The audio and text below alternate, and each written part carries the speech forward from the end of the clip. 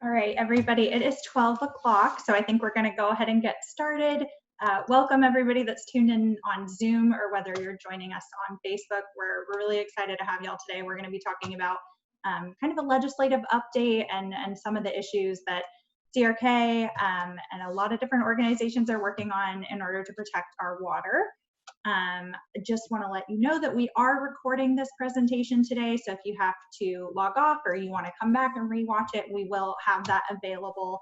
For everybody that signed up on Zoom, we will be emailing you that information later on today, but if you're watching on Facebook, feel free to direct message us your email address or just comment comment on the video if you'd like us to send that to you later on. And on that note, you will have the opportunity to ask all kinds of questions towards the end, but if you are watching on Facebook, again, if you just want to post those questions in the comments, we will be sure to get to those later on in the presentation. So with that, I think that's all the updates I have. Kevin, if you want to take it away. Sure, thanks, Julia. Good afternoon, everybody. Thanks for joining us on Zoom and on Facebook. My name is Kevin Jesselnick. I am General Counsel with Chattahoochee Riverkeeper. This is a kind of general information presentation where we're going to talk about some environmental legislation that is under consideration, recently passed in 2020 at the Georgia General Assembly, and this includes very good, positive environmental bills that we've been working on a long time, positive changes we're hoping that we can see through the legislative process, and then some potential challenges or problems, threats posed to the environment that we call rollbacks that we're working against, opposing at the General Assembly. I'll start with a little bit of an intro to Chattahoochee Riverkeeper, and then we'll talk about the Georgia Water Coalition, and then we'll have our guest from the Coosa River Basin Initiative, Jesse DeMambra and Chapman. We'll talk about one of our huge victories in 2020 that we've been working on for well over a decade, and then we'll talk about a few other legislative priorities and rollbacks that we've been working on, not just in 2020, but for a number of years.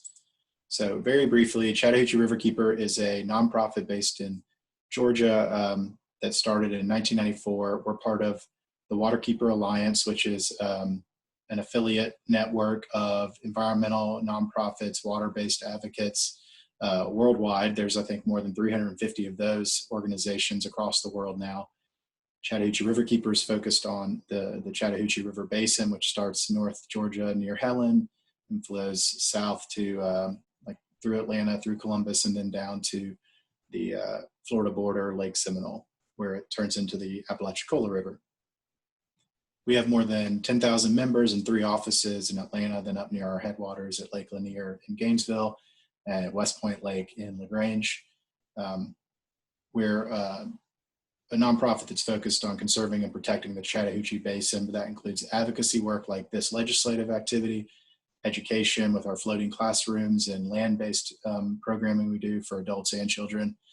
We do research, water quality monitoring, communications and outreach, and then we will take legal action if we need to against polluters.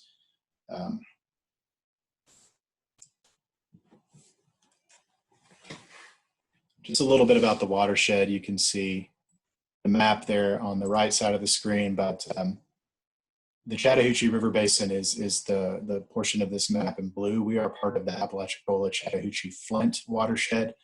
In brown, you have the Flint River, which is our sister river running south of Hartsfield Airport through Albany and down where it meets the Chattahoochee and Lake Seminole, and they both form the Apalachicola River before it flows into the Gulf of Mexico.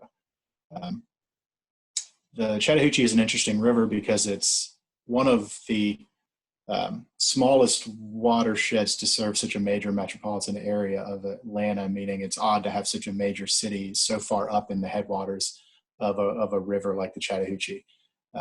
And that being the case, we're serving 5 million people, including most of metro Atlanta, from the headwaters of the Chattahoochee River. So we're here to talk about our legislative work, and it's something that we've always dedicated a lot of resources at Chattahoochee Riverkeeper to.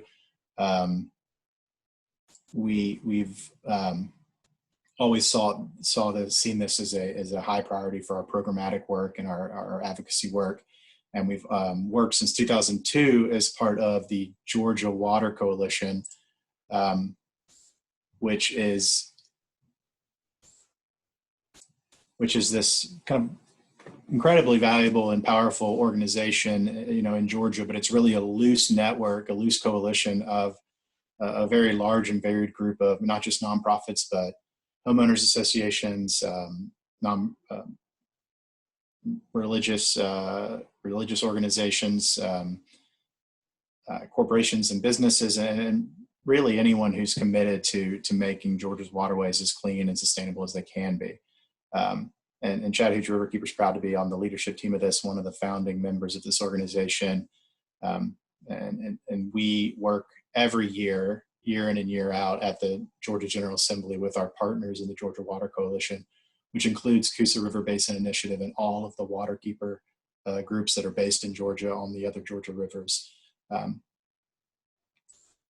So before I hand it over to Jesse, I just want to say that a little bit about the General Assembly in Georgia is that, it meets every year beginning in mid-January for 40 days, 40 legislative days that typically last through early April. And we send lobbyists like myself and our water policy director, Chris Manganello, to the Capitol daily to monitor the legislative activities occurring at the Capitol, and have weekly meetings with our team members from the Georgia Water Coalition to kind of to keep moving our priorities forward. Every year, the Georgia Water Coalition decides on 2 or 3 legislative priorities that we want to move forward at the Georgia General Assembly. These are, kind of positive environmental priorities that we want to push forward. And then we're always there at the Capitol to watch for these rollbacks, these threats to the environment that we can kind of band together and defend against. So we have today to talk about 2 of our legislative priorities that the Georgia Water Coalition is working on and has been working on for a number of years, and one, rollback, which is a problem for Georgia's waterways that the Georgia Water Coalition is working against. And before I turn it over to Jesse, I just want to give a tiny bit of a background on the trust fund issue. Across Georgia, there are fees that exist that are created by the state legislature, and these aren't taxes. These are fees that are collected for specific purposes, and those fees are supposed to go to trust funds. The fees are created to kind of fund these areas of need that are identified across the state, and it's not just environmental issues, but many others.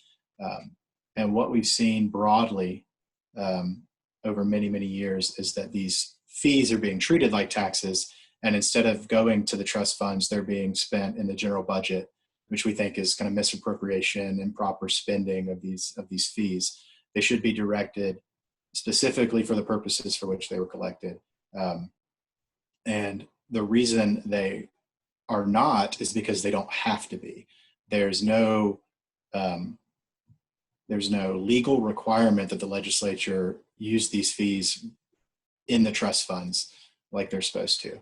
And I want Jesse to talk more about the environmental impacts of this and why we've been dealing with this for so long, and to celebrate the huge victory and the big job we have ahead of us. But this is a great story to tell. And Jesse is the executive director and riverkeeper at Coosa River Basin Initiative, who has been leading this charge for, I think, 4 or 5 years. And CRBI, the organization, has been spearheading the trust fund issue for longer than that. This is something that the Water Coalition has been working on a long time, and we've made the most progress we've ever made here in 2020, and we're right at the precipice of a huge win for Georgia's environment. And Jesse's going to talk to us about it and tell us how to take it over the top.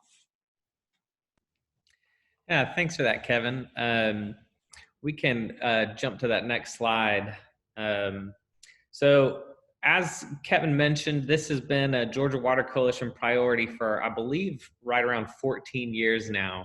And the issue that we're focused on primarily at Georgia Water Coalition is the diversion of fees that are meant to help clean up known contaminated sites in Georgia. So we have 2 in particular, the Hazardous Waste Trust Fund and the Solid Waste Trust Fund. And we, Georgia citizens, pay into these whenever we pay tipping fees at landfills, or whenever we buy new tires. We pay into these fees, and those funds are meant to pay for cleanup programs. So cleanups of illegal tire dumps, cleanups of abandoned hazardous waste sites, sites where there is known contamination of soil or groundwater. Unfortunately, we can go over to the next slide. Since these funds were created in the late 90s, more than $200 million in funding for those clean community programs have been misappropriated. So that's $200 million that has just vanished into the general fund to pay for other parts of the state budget. Meanwhile, right now, if you look at just the abandoned hazardous waste sites, so the hazardous waste sites that don't have a landowner that's responsible for cleaning them up, more than 75% of those sites have been on that list for over 20 years.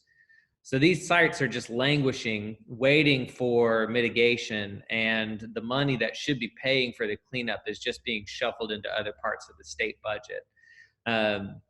Now, we certainly agree that in the event of downturns, recessions, what we're facing right now, there should be flexibility for the state to pay its bills and pay teachers and pay into retirement funds. But when the state is bringing in the revenue that they're anticipating, we don't believe that these funds should be used just as a general slush fund to pay for whatever side projects appropriators want to fund. We believe that these funds should be dedicated to the environmental cleanup programs that they were intended.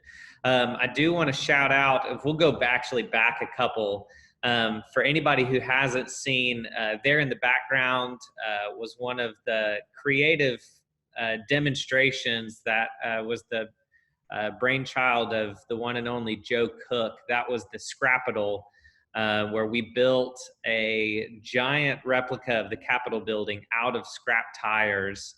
It was back-breaking labor and some 500 scrap tires. And on the next one was the next year, we got a lot wiser and used just one tire, a tractor tire that we rolled around the Capitol for 24 hours. Another great idea from Joe Cook. These helped really raise the awareness of this issue, which can seem pretty wonky, but it's an important one. We've got local communities that have properties that are dragging down other property values, properties that are known to be contaminating groundwater, putting our drinking water resources at risk, that are just sitting there. Meanwhile, the money that should be funding their cleanup is being taken and spent on other things. So if we'll head to the next slide, this is a picture of my own state senator, Senator Chuck Huffstetler, in the well as House Resolution 164 cleared its last legislative hurdle. So you can click again. We did it! This is really exciting. We have been working, as I said, for a long time, and we had some incredibly strong allies in the House. The late Chairman Jay Powell from Camilla, who passed away last year, had been just a stalwart champion of this issue for many years. And Representative Andy Welch picked up the reins after Jay Powell's passing. We had a great ally in the Lieutenant Governor's office. Jeff Duncan was actually one of the co-sponsors of a previous version, HR 158, and his office was incredibly helpful in helping to get this through our last hurdle, which was through the Georgia Senate. So you can click again. We did it almost. We are nearly there. So if you'll go to the next slide, we'll look at kind of where we are. So you can click again. Our first step was to clear this constitutional amendment through both chambers, the House and the Senate. And we've done it. We've done it. The legislative hurdle is crossed. So what's left is for Georgia voters to approve this amendment. So Basically at issue is the General Assembly can create any kind of fee that they want to underneath Georgia law, but they do not have the legal authority to dedicate those funds. And so what we see is year after year, anytime lawmakers want to create a fund that can't be robbed, they have to amend Georgia's constitution for each and every fee, which is crazy. If y'all will recall from a couple of years ago, GOSA, the Georgia Outdoor Stewardship Act, was one of those. They wanted to dedicate certain sales tax revenues for land protection and the development of trails and parks for public use. That had to be a constitutional amendment so that those funds would not be raided, as we're seeing these solid and hazardous waste trust funds being raided year after year. What we have on the ballot in November is a constitutional amendment that will let Georgians decide whether or not these types of fees can be protected when they are created, so that we don't have to amend Georgia's constitution every time we want to say these funds should not be raided. Some polling data that we collected back in 2018 showed that regardless of party affiliation, Georgians are very much in support, at least in concept, of this idea. And so you can click through. Moving forward, we've got our work cut out for us to communicate to all Georgians the importance of this amendment. We are facing what will be an extremely difficult season of getting any kind of traction in terms of the social media and broadcast airwaves. With everything going on with coronavirus, presidential election year, it's going to be difficult for us to grab people's attention with this issue. So we'll talk about ways that you can get involved to help us get this across the final hurdle. But the impact of this issue is statewide. So this map here is a map plotting out all of the different landfills in Georgia that have known contamination of soil or groundwater. Each and every one of these communities is eligible for funding to help pay for mitigation at those sites. So these are sites where your county and your city could apply for funds to help pay for the cost of remediation. So again, it's really important that this money is available to come back into our communities to help clean up these properties. If you'll click again, I'll talk about one other thing that's incredibly important. Right now, with the downturn that the state is eyeing, the governor's office has asked for 14% cuts across all agencies. And if you have followed at all budget news in the last decade, EPD's budget has been anemic for years. And so the critical infrastructure of our only enforcement agency in the state that is enforcing our environmental laws, they've struggled to keep up with their workload in the best of times. And now we're going to see a 14% cut. So we really see the dedication of these types of environmental funds as an important way to bolster up that enforcement infrastructure during the good times, so that when we hit recessions like these, it's not quite such a blow to something that's already really struggling, an agency that's already really struggling to keep up with its workload. So this is an important issue, and one that we really need help to help communicate to voters across the state. So we can move on. So what's next? You can kind of just click through this list, Jason. We are identifying partners to help promote this ballot measure. We're hoping to get some polling on the raw ballot language out into the field. That's been very difficult for us with everything that's going on with the coronavirus. We're generating artwork and a website. We're fundraising for the statewide kind of educational push for this ballot measure. And if you'll click again, I think twice, what is coming up next is we want to activate our network. That is everybody within the Georgia Water Coalition, and for anybody that has members, pushing out to our membership. All of you who are watching can be a part of this. And we want y'all to mark your calendars for the months of September and October. That's going to be our crunch time. That's where we want to hit up as many Georgia voters as there are, with the message that this amendment can seriously help us restore honesty in the state budget process, and at the same time help clean up known blight properties across the entire state.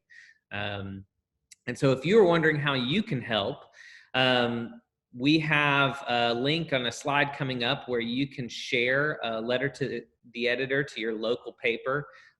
You can take a template, tweak it however you like, and send that on to your local paper. If you are a member of a civic club, Kiwanis, or Rotary, and would like to schedule someone to come give a talk on this issue, I will happily travel anywhere, virtually or otherwise, once those restrictions are lifted, to beat the drum of trust fund honesty.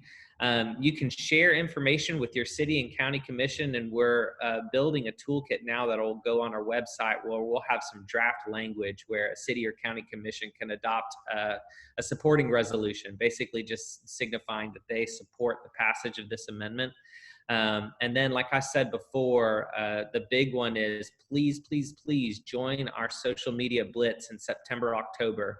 We'll have Facebook frames that you can use. We'll have all kinds of posts that you can share and let people know the importance of this amendment. So we can go again. So here we are there, and I think we can drop this link in the comments on Facebook Live after the fact and share it with anybody who's on the Zoom via email. But this is a link to the Action Alert page where you can send a letter to the editor to your local paper right now in support of this trust fund amendment. And we'll share that link after the fact. So putting it on y'all, for the viewers at home, how do you plan to help us put the trust back in environmental trust funds?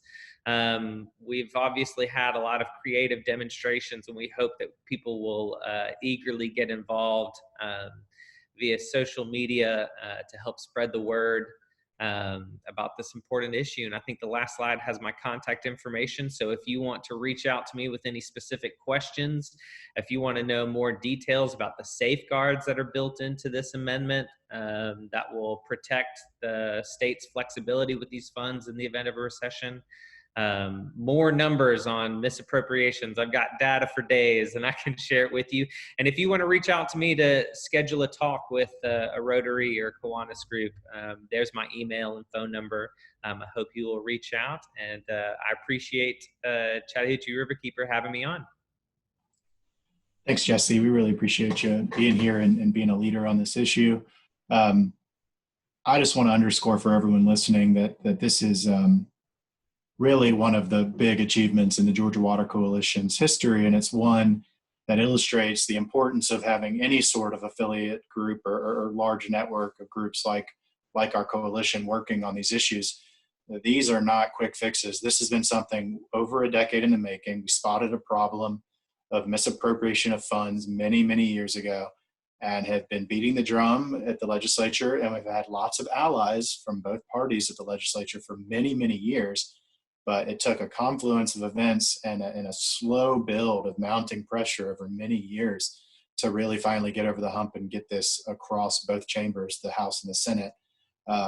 And doing so sets up the state for a huge step in honesty in how they handle our fees that they're collecting from us, and a huge step in, again, just actually leading to meaningful on-the-ground cleanup of environmental issues across the state. So we're all extremely excited about this, and we need everyone listening to vote yes for this question in November. Now we're going to talk about another of the Georgia Water Coalition's priority issues that we've been working on probably since about 2015, and that is coal ash pollution, coal ash contamination across the state. I'm going to talk about a couple different arenas this is a major legislative issue, but there's also a kind of a state agency administrative level component of this that is very timely. So we'll give you a brief update on the legislative issues, but we also want to talk about some stuff happening at the state agency level right now. We're also, of course, we want to give you action items, actions you can take away with you and things you can do, now and through the summer. But this is a Georgia Water Coalition priority issue, and the Georgia Water Coalition has had a policy position on coal ash for a number of years. Coal ash is a residual waste left over from burning coal for power generation. So Georgia Power has a lot of coal ash stored across the state in 3 power plants along the Chattahoochee. I think 2 in Jesse's watershed in the Coosa River, and elsewhere across the state. And it's been stored for many, many, many decades in these places, these power plants, right along rivers, and in these pits where they've been pushing wet, sludgy coal ash after they've burnt coal for power generation. And the pits have filled with stormwater as well over time. So there's toxic, heavy metal laden coal ash in these pits, and then slowly over decades, also stormwater has filled these pits and become wastewater. So we have a solid toxic material at the bottom, and we have contaminated water sitting on top. Georgia Water Coalition believes that all of this toxic waste should be excavated from unlined pits and stored in lined and capped facilities in a dry state, so not mixed with stormwater, wastewater. And we don't want Georgia to be a dumping ground for out-of-state ash, where we are seeing ash coming in from the Carolinas, from Florida, from out of the country. It's being imported into landfills in Georgia. We have enough coal ash that we need to safely deal with that's already generated and stored in Georgia. We don't really want Georgia to have a policy of encouraging out-of-state waste of this sort to come in. So this is you don't have to take this all in, but it is kind of the roundup of the areas of interest and potential threats from coal ash. The purple skull and crossbones are landfills that are currently permitted to accept coal ash. And again, while we want coal ash, if it is going to remain in Georgia, to be stored in lined and permitted landfills, we are watching every landfill to which it's being sent to make sure it's being safely stored. The black and white icons are the power plants across the state where coal ash has been generated. Coal ash is being generated and then stored in unlined pits. So broadly, at the power plants, there's more than 80 million tons of coal ash that's in these unlined pits. And again, they're right along Georgia's rivers. There are 3 right along the Chattahoochee, Plant McDonough and Smyrna, and then Plant Yates and Plant Wansley are kind of north and south of Noonan, Coweta County, right along the river. And we know that we know that the coal ash in these unlined pits is contaminating groundwater. Georgia Power has dug monitoring wells on its own properties, and data from those monitoring wells shows these toxic heavy metals that we know are part of coal ash are present in the groundwater.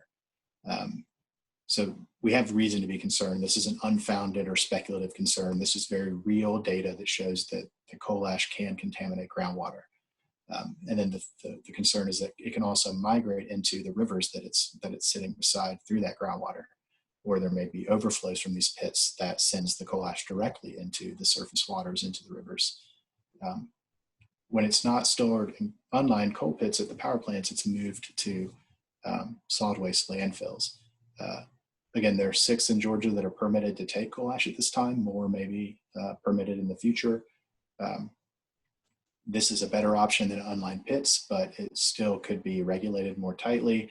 And again, we don't want ash from other states being imported in huge numbers into Georgia when we already have more than 80 million tons of our own that we have to deal with.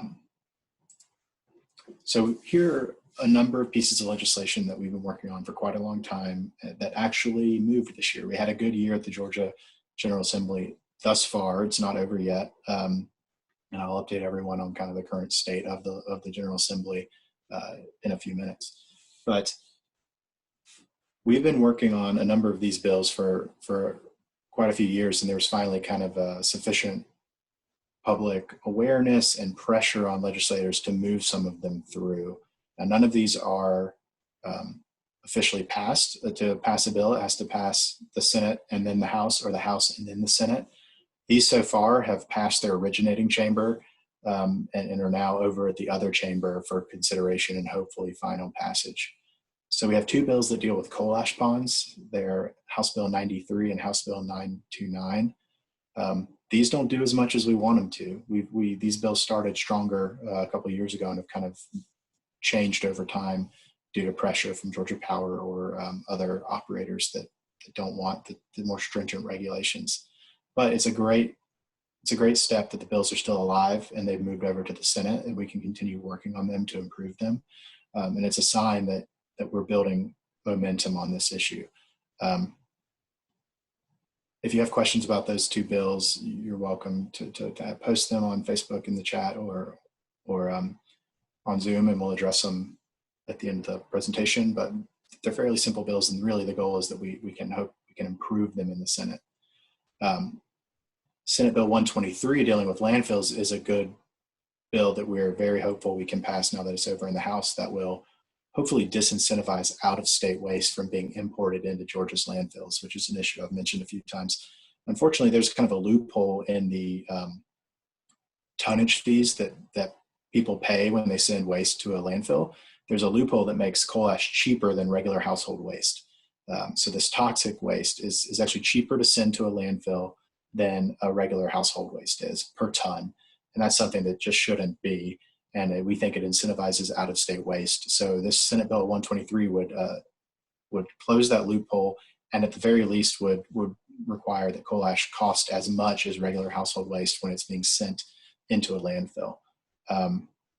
There's also a good bill. I'm not the best person to talk to, but Senate Bill 384 would curb the ability to expand and build new landfills on Georgia's Blackwater rivers, particularly the Satilla River down in the southeast on the coast. And so we would be keeping new landfills and new coal ash storage landfills out of those Blackwater rivers. Unfortunately, we had a number of very impactful pieces of legislation that did not survive crossover day. For bills to pass in Georgia, they have to pass their first chamber. So a House bill has to pass the House by crossover day. It's usually day 28. Or a Senate bill would have to pass the Senate by that day and move over to the other chamber. So if a bill you really care about doesn't pass its originating chamber by crossover day, it's dead for the year. It can be picked up in the next term, but you're done with it for the year. And that was the case for two very important bills, House Bill 756 and Senate Bill 297. These are the bills that really would make a change in Georgia immediately and kind of holistically. They would require a liner under the coal ash waste in any facility that was storing coal ash waste. Like I said, the pits at Georgia power plants and other places across the state that the coal ash is sitting in right now are unlined. They're just, earthen kind of pits that have been dug out or low-lying areas along rivers many decades ago that were identified as places to push coal ash to as the power generation was leaving behind this waste from using coal. So House Bill 756 and Senate Bill 297 kind of came particularly after data in Juliet, Georgia, at Plant Share showed in the middle Georgia near Macon, showed that private drinking water wells that residents had in the area around that power plant and around Lake Juliet were contaminated with these toxins that we know are in coal ash. So we have well data showing that there are contaminants in private wells that people use for drinking water and use in their homes are contaminated, likely by the migration of toxins from these coal ash ponds into their groundwater beneath their wells. So we know we need to get this stuff out of Georgia's groundwater, out of these unlined pits, and stored in safe lined facilities. So these bills would require that this waste is permanently stored in lined line facilities, permitted lined landfills. Unfortunately, these have not moved forward yet. It is still the best solution for dealing with this waste, and it's still a priority for the Georgia Water Coalition to move this kind of legislation forward. So we will be continuing this push. We will be hoping that we can advocate and bring about state policy and state law changes that require this kind of storage of this waste. So at the same time as all this legislative activity is happening, we have a permitting scheme that the State Environmental Protection Division has created that will essentially issue permits for Georgia Power's long-term storage plans for coal ash at all of its power plants. And unfortunately, it proposes to issue permits in some places, including at all 3 of the power plants on the Chattahoochee and 1 power plant in the Coosa River Basin. It will actually permit as legal and okay the storage of this waste in these unlined pits. So it won't require them to excavate it and move it to lined storage. That's a huge problem for us and something that we're very concerned about in the Chattahoochee, where we have 35 tons of more than 30 tons of coal ash waste in 3 different power plants. And much of that waste is going to be left in these unlined pits by our river. We don't think the state agency should be issuing permits that say that is okay. So there are some permits that are for excavation and removal. Those aren't perfect, but they're certainly much better solution than what we're seeing in the Chattahoochee. So there are 2 different kinds of permits, and our biggest concern is for these close in place in the unlined pits. The first permits that are coming up are for closure by removal, and it's actually up in Jesse's Basin at Plant Hammond. So this is happening right now. There are some permits that are moving forward as we speak. Now they're kind of the very first ones, and they're for these closure by removal. So they're not the kind of 5-alarm permit issues that we're watching, but they're still kind of the indication that the agency is beginning this action. So we're very concerned. And one of the big failures of these permits, whether it's close in place or removal, is that there's no public hearings in the communities that are affected. So these permits, the permit process isn't kind of as transparent as and fully participatory as most state environmental permitting processes are for like wastewater permits and things of that nature. So there's some deficiencies here we're all concerned about. These are the plants that you'll see for closing in place in these unlined pits that we're very concerned about. These potential draft issue dates that you see on the right are fluid because of the COVID-19 pandemic. So we are watching this very closely and we'll be ready to act. But in the Chattahoochee, you see plants Wansley, McDonough, and Yates. Those are the 3 power plants that we're very concerned about in our basin. And we do not want to see permits issued that rubber stamp this leaving this waste in unlined pits by the river. So we'll be challenging, as through various avenues, the plan by Georgia Power and the state EPD to allow this closure in place. We don't think that's appropriate. So this is Georgia Water Coalition marketing, communications collateral, not marketing, but kind of the advocacy work we've been doing on social media and trying to use graphics and campaigns to generate Georgia citizens to take action and kind of push our priorities on this issue. So there are some ways you can take action right now. We'll send out some of these links. I don't know that we'll make sure that if you want them, if you're on Facebook, please let us know, and we'll send an email to you with some of these links. But you can always go to www.protectgeorgia.org.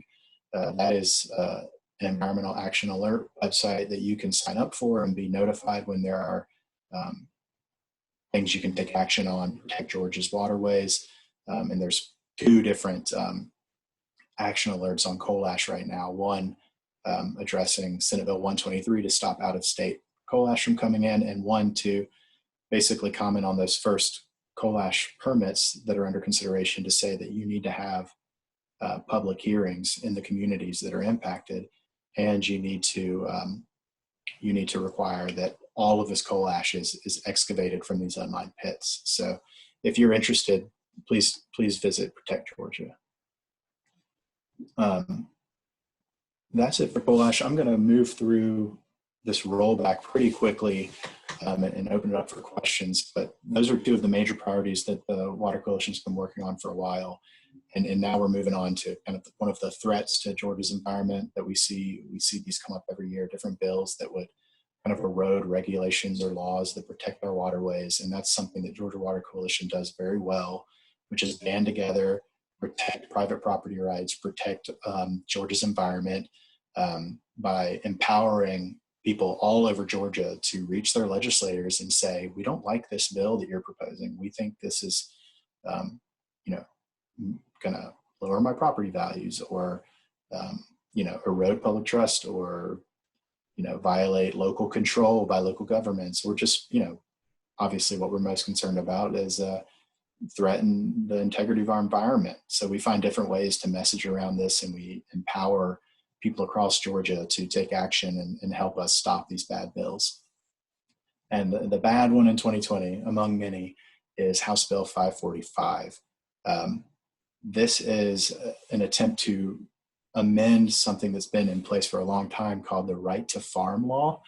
This is a law that essentially says if you're an agricultural operation and you've been in place for a year or longer, and someone new moves in next door and doesn't like what you're doing, they don't really get to come in and complain about what you've been doing. And this was really created in the 70s and 80s to deal with suburban sprawl as communities moved out into agricultural areas.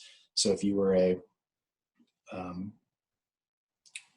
soybean farmer or a poultry operation, and a new subdivision got built nearby, and those people didn't like what you were doing, if you've been there for a decade or a few years or 50 years, the people who just moved in next door don't really get to sue you and argue that you're interfering with their property rights.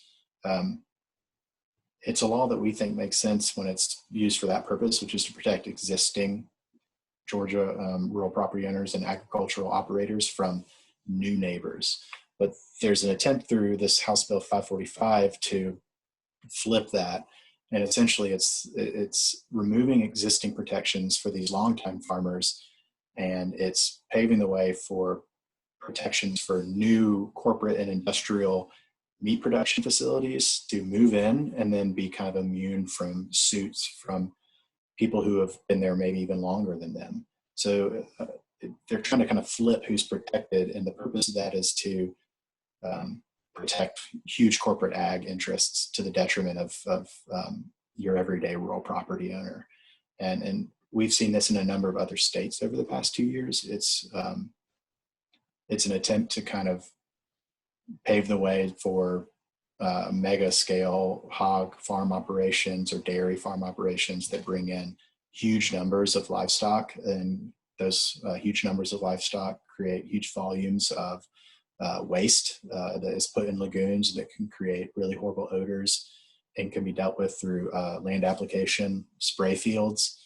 And the impact from those spray fields can hurt neighbors and can lead to nuisance lawsuits. And in North Carolina, you've seen huge judgments for rural property owners who are winning in their lawsuits against new corporate hog farmers whose practices have harmed the longtime rural property owners. And so other states have seen trade groups for the corporate ag try to get out in front of those lawsuits and kind of prevent them from being brought forward. We don't think that's appropriate. We think the impact on the waterways is that it would encourage these big livestock operations to come into Georgia and start operating these huge wastewater lagoons at their practices, which are huge threats to our waterways. They're essentially giant ponds filled with hog or cattle feces, and they can be land applied that can soak into groundwater, or they can just run off into our surface waters. And they're huge headaches for the nearby property owners and also for the waterways that are nearby. So House Bill 545 has a lot of problems, and it would pave the way for some practices in Georgia that we don't have yet and we don't need, while taking away property rights from existing rural property owners. That's the long and short of that bill. We've had a lot of success in holding it up. In large part, I just want to show you some of the media attention we've gotten. This is the Gainesville Times and kind of their framing of of the bill, that it would kind of restrict property owners' rights. This is the AJC covering it in February. But we've also had a lot of local farmers. This is Margie McCree. She's a woman who farms in South Georgia, who really understands how this bill can impact true South Georgia, or any Georgia, North Georgia too. Up in Jesse's district, there's poultry farmers who could be impacted, by this in both ways, good and bad. But the small family farmers in Georgia, longtime property owners in Georgia, generational farmers in Georgia get that this is a bad bill. And when we send this out, we can send you hyperlinks to some of these articles. You can see she's a Georgia farmer over many generations, and she's not a radical environmentalist, she says, and she understands, even as a conservative, that this is a bad bill. So we hope that if you have a chance to reach out to your local representative, particularly your senator right now, but your senator or your representative, you can use this link here to Protect Georgia to let them know you oppose House Bill 545. That's kind of it for the major legislation we're working on now. If I talk a little bit about what's coming next, you've probably been reading on March 12th, right, when kind of the state was starting to grapple with the immensity of the COVID-19 pandemic, the Georgia General Assembly decided to suspend the session. I think as of March 13th, it was suspended and has stayed that way. But they're beginning to consider when they will resume. The big thing they have to do every year is pass a budget, and they have not done that yet for 2020, 2021. So they have to do that, and they need to do it, I think, by the end of June. It's really the one thing they have to do every year. And so they will be resuming before the end of June to pass a budget. Jesse already hinted at the major cuts we'll see in that budget and how that could impact the state EPD and our agency that's tasked with kind of implementing environmental laws. But the big question is that when will they come back? And it's looking like they'll be back in session in early to mid-June. They are already resuming, as of tomorrow, some committee hearings that I think are going to be conducted in person for however many legislators and lobbyists do in fact decide to gather at the Capitol. But they will also be live streamed, which you can see at legis.ga.gov, legis.ga.gov. You can usually find the committee meetings and watch them live on your computer. So we're seeing some slow resuming of activity as of tomorrow at the legislature with committee hearings, particularly related to the budget from the appropriations committees. And we'll see that slowly ramp up through May and expect the session to resume around June 11th. That's kind of it for the presentation. Chattahoochee River Keeper, we exist in large part because of the support of our members. If you are interested in supporting the work we do at the legislature, you can always text 41444 or text CRK2 41444, and that will kind of set you up to make a donation if you're interested. But you can always visit chattahoochee.org to learn more about our advocacy and legislative work. But with that, I'll stop now and see if we have any questions. But I hope you enjoyed this update on what we've been dealing with in 2020 at the legislature. I'll also note that Chris Manganello, our policy director, is joining us. He's always an integral part of the Water Coalition legislative work. So if he has any comments, I'll certainly love to hear from him. But if anyone has any questions, you've got a number of people on right now that could try to answer them. Thank you. Thanks, Kevin. That was a lot of awesome information. I'll add, as you mentioned, we're a wonderful organization to support, but everybody who watched this webinar and who has stayed tuned in, we're actually going to give you a free 1-year membership to CRK.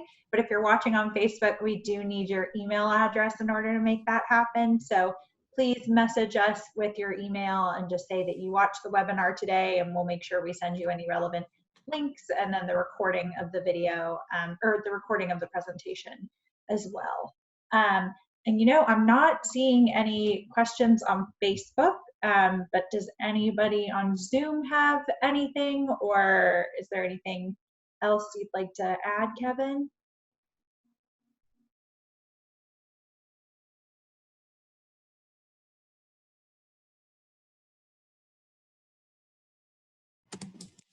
No, I don't have much more to add other than, watch our social media channels in the fall. Just like Jesse said, we're going to have a huge need for Georgians to participate with us in the push to pass the constitutional amendment for trust fund honesty. And you can always reach out to Jesse or myself if you have questions. Awesome. Okay. Well, thank you so much for sharing that. Again, we're all pretty accessible.